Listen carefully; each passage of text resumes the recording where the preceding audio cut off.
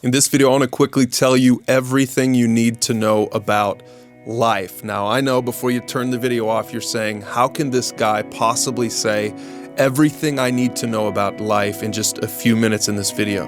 But what I'm going to give you is a framework, a simple framework for understanding how to view life. And this framework is going to come from Jesus himself in the Bible. Now, whether you're a Christian or not, this should be pretty interesting to you because it's going to be what the wisest man who ever walked the earth, whatever you think about Jesus, he certainly was wise, he certainly was good, he was a great teacher. Now, of course, if you're a Christian, you believe he's more than that. But even if you just believe that he was a great philosopher and teacher, you would do well to know what he said in response to this question. See, a bunch of spiritual leaders came up to him 2,000 years ago and they said, listen, of all the rules in the rule book, which one is the most important rule? And here's what Jesus said in response. You must love the Lord your God with all your heart, all your soul, and all your mind. This is the first and greatest commandment. And then Jesus said this, a second is equally important. Love your neighbor as yourself. The entire law and all the demands of the prophets are based on these two commandments. See, I believe what Jesus was doing there is he was answering this question, what is everything I need to know about life? He was boiling it down to those simple statements right there. And here's how I'll say it. He said, love God, love your neighbor, love other people, and love yourself. Those three things. If you want to know how to really get the most out of life, I mean, straight from the mouth of the wisest, greatest man who ever walked the earth, Jesus himself. If you want to know how to get the most out of life, just remember that. Love God, love others, love yourself, in that order. So first, let's look at what Jesus was saying about relationships, because after all, the word love is a relational word. Don't think about it in terms of, romantic love or anything like that. Just think about it in terms of relationship.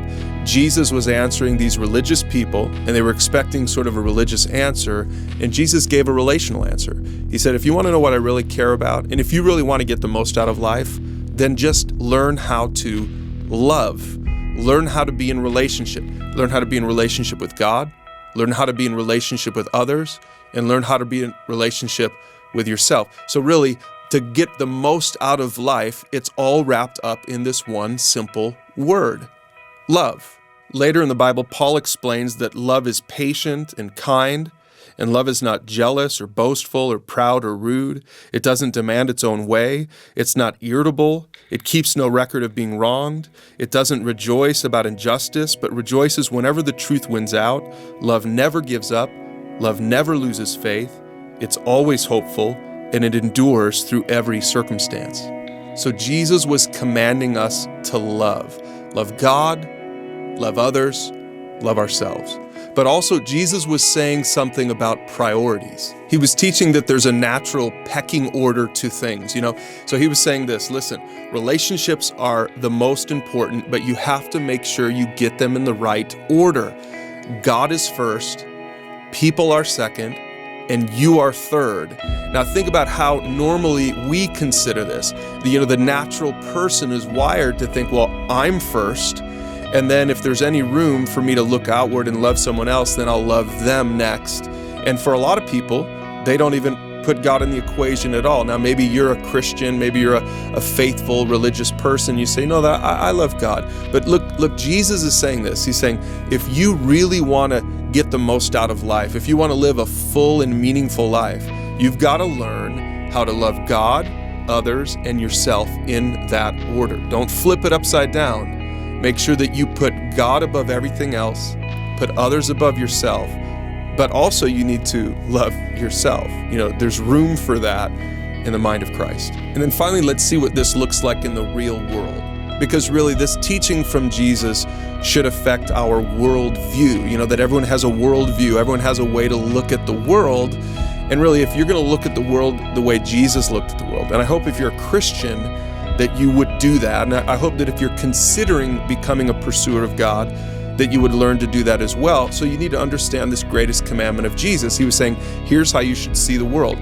God is first, be in proper relationship to God first, and then be in proper relationship to others, and then be in proper relationship to yourself. And so that kind of a worldview says it doesn't really matter what the culture says. I'm not going to elevate popular opinion over God's opinion, which is also known as truth. I'm not going to elevate what people around me say, even though I love the people around me and I want to be respectful to them. I want to also make sure that more than anything else, I put God's opinion first. So this is the simple framework that Jesus gives us when it comes to everyday life. He says the greatest commandment, it's kind of a 3-for-1 commandment. He says, love God, love others, love yourself. That's everything you need to know to really get started on living the kind of life that God wants you to live.